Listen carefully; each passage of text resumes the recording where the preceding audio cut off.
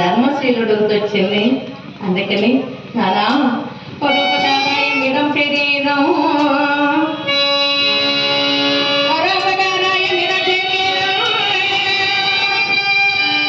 మానవ జన్మ ఎత్తితే ఎవరికైనా ఉపయోగపడాలట.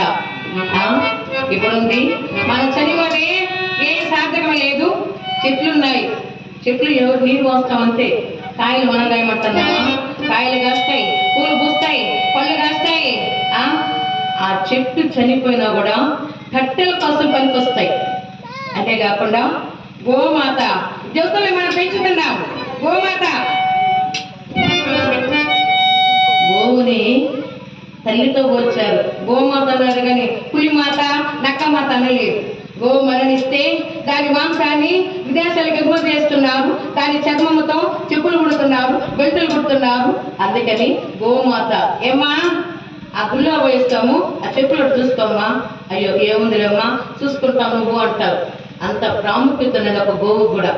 కానీ ఎవరైనా ప్రముఖ ఎవరు అనుకోండి చనిపోయారు అనుకో, ఒక పేరుండి అయినా వానొస్తాంటిది శవాన్ని తీసుకెళ్తారు. తీసుకెళ్లేటప్పుడు అమ్మ వానొస్తుంది, కొంతసేపు ఈ శవాన్ని మీ ఇంట్లో పెట్టుకోండి, వాన నిలుపుకొని తీసుకెళ్తామంటే ఛీ ఛీ శవం బయట వేయండి. అట్లా